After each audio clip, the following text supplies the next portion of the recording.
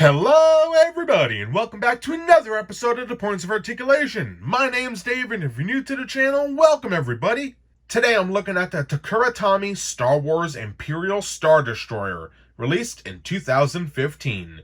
This vessel was first seen in Star Wars Episode 4, A New Hope. Now so far with the Takara Tomy line, we've seen some beautiful models. The Resistance A-Wing, the Rebellion's Y-Wing, and of course the First Order TIE Fighter.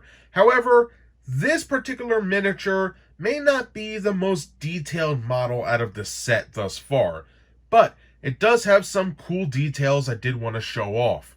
Now before we start looking at the mold, let's talk about the box. And now for one of my favorite parts on these reviews nowadays, let's take a look at the Takara Tomy box. We have Star Wars, Disney, Star Destroyer, it's number 4 in the series, Takara Tomy symbol, and a beautiful photo of our Star Destroyer. Looking good. At the top, we have the aft section of our vessel. Star Wars logo again.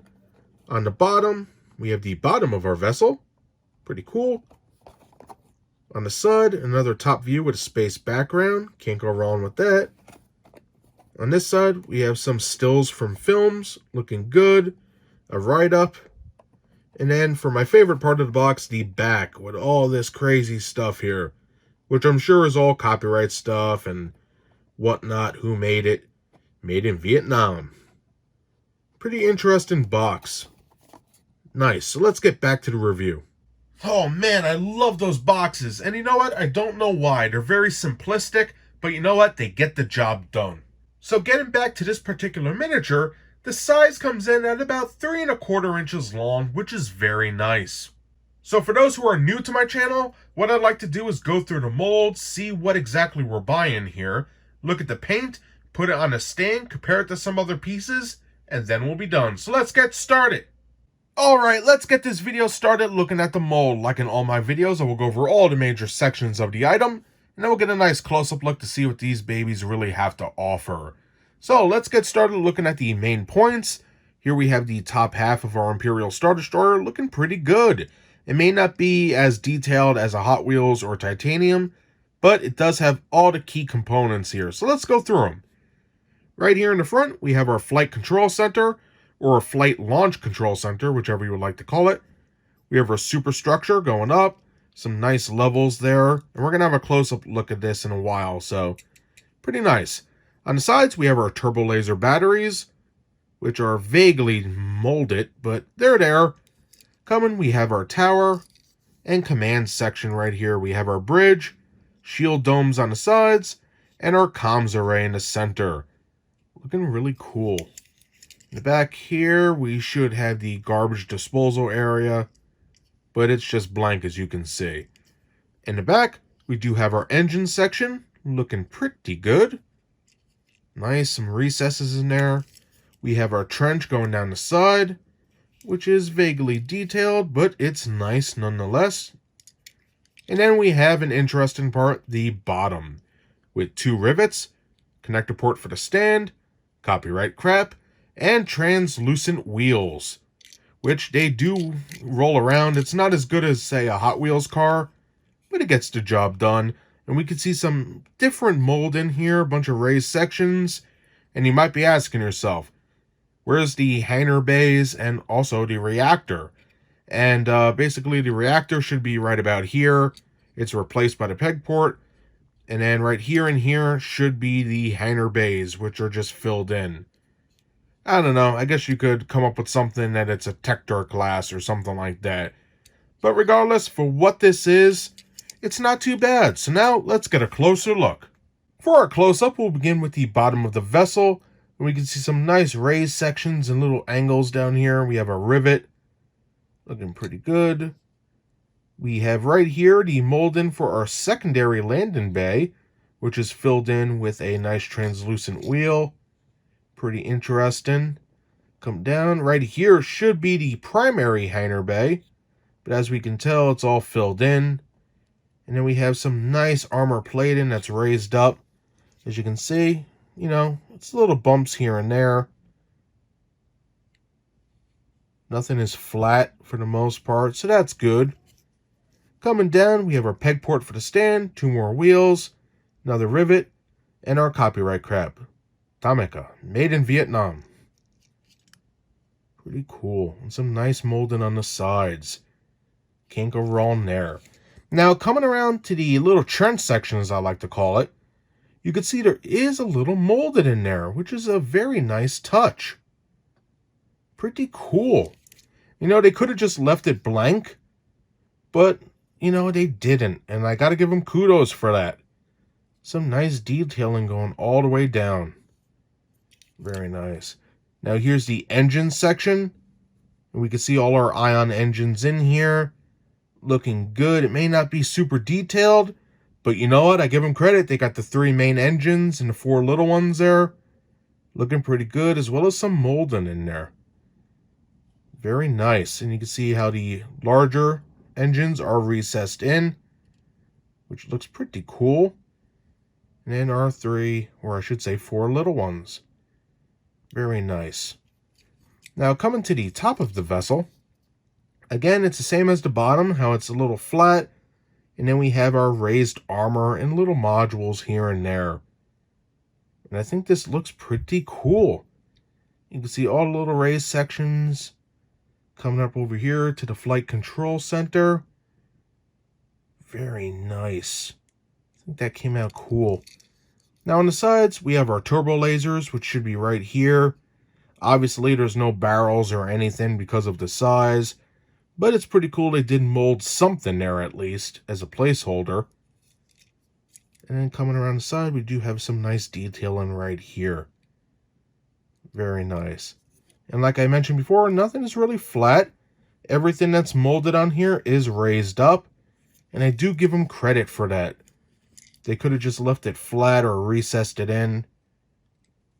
So, very nice. Again, the turbo laser batteries. And this nice detailing here. Very nice. Now for the superstructure, we have what looks to be steps that are curved on the front here. Pretty nice. Again, they do have the basic shape here. Just look at that. That looks awesome. It's just not as molded as something I would normally look at. And you can see how everything has an angle to it. I kind of dig that design. I think it's kind of cool. Instead of just being, you know, straight down and up, there is that little curve there, or slant, if you will. Very nice. On the top, we do have some nice detail in there. Looking very cool. And then we have our neck, which we could see a little seam line right there. And it doesn't really fit on the back, but for the size, it's looking pretty cool. Now the back, there's no detail in here, just a recessed shape. Not too bad though. 2 designs on the sides. Coming to the side again, there's nothing really there.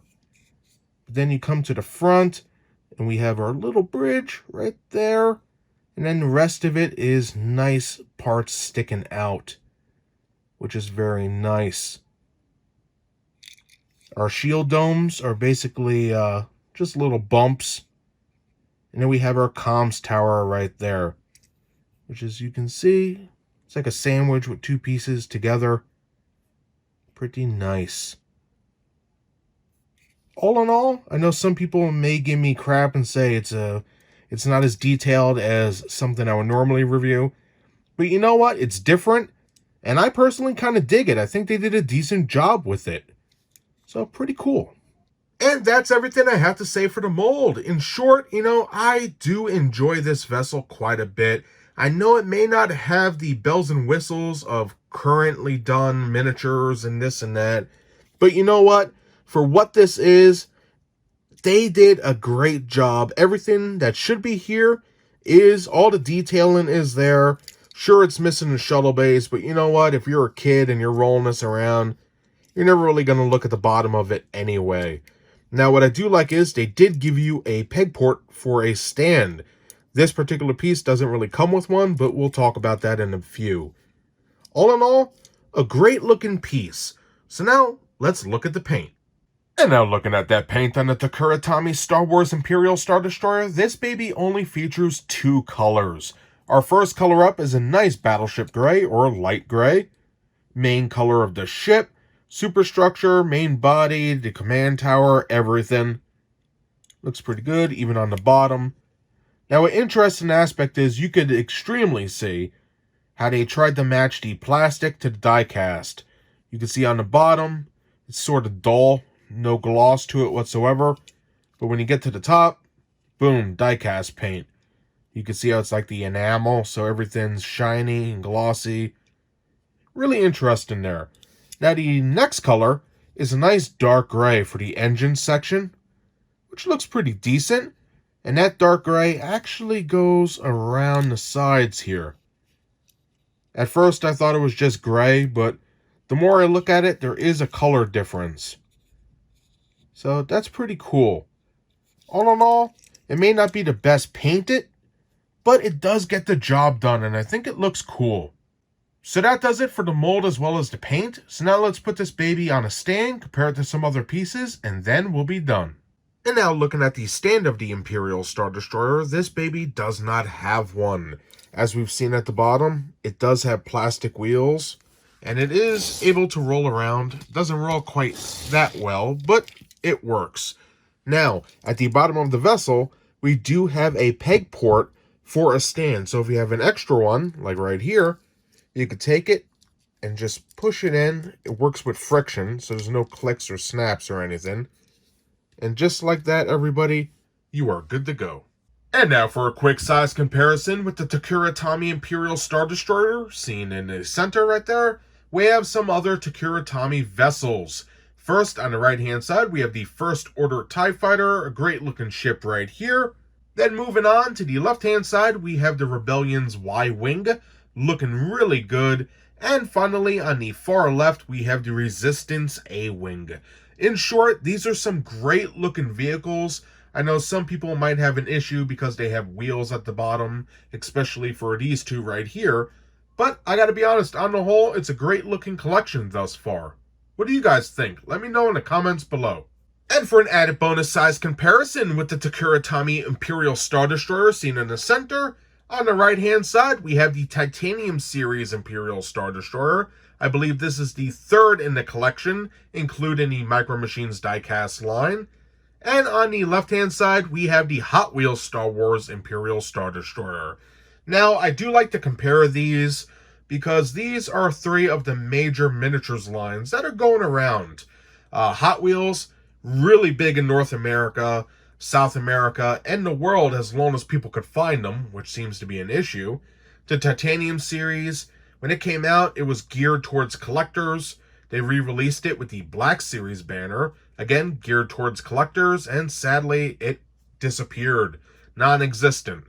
And then we had the Takara Tomy line, which is a nice line so far, and you could see how far the line has grown. And, case in point, even with Hot Wheels. Hot Wheels started as a kid's line. And if you argue with me, guess what?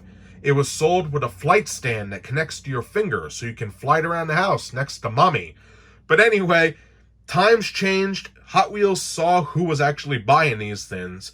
And look what happened. We got brand new adult collector-friendly stands, and the line has grown greatly. I wish we did get more than 4 or 5 new ships for 2020, but you know what? This year has been garbage anyway. But then we look at the Takara Tomy line. The original ships didn't really have stands. They all had wheels, very much like the Star Destroyer here. And as the line grew, as we saw looking at the Y-Wing and the Resistance A-Wing, it started to transform to the point where we didn't even get wheels on the models, and they were just little miniatures of what we saw in the films or shows. So even that line has grown because collectors are buying these, and not so much kids, which is kind of crazy when you think about it. But regardless of all my thoughts, look at these beautiful ships. What do you guys think? Let me know in the comments below. Which one is your favorite, least favorite?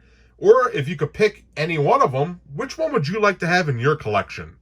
Remember everybody, if you're interested in seeing reviews of any of the ships I showed today, check the links in the description below.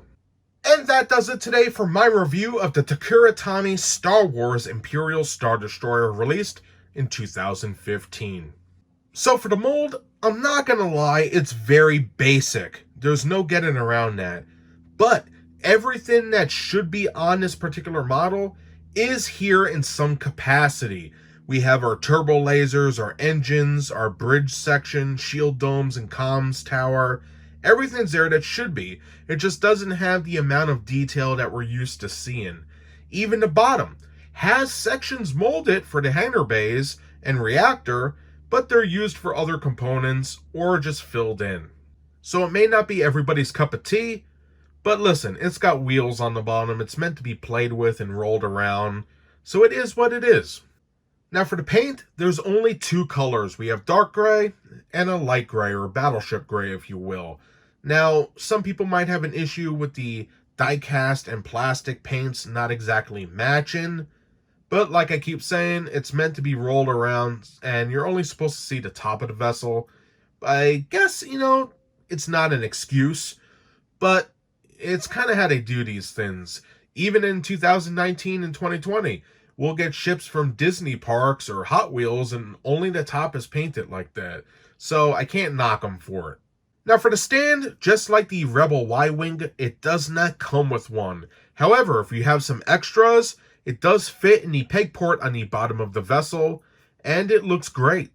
And that's everything I have to say about this Imperial ship today. If you enjoyed this video, smash that like button. And if you'd like to see new videos every Thursday, subscribe. As always, thank you very much for taking time out of your busy schedules to watch my content. I greatly appreciate it, and I hope to see you next time. Bye everybody, and have a happy Halloween!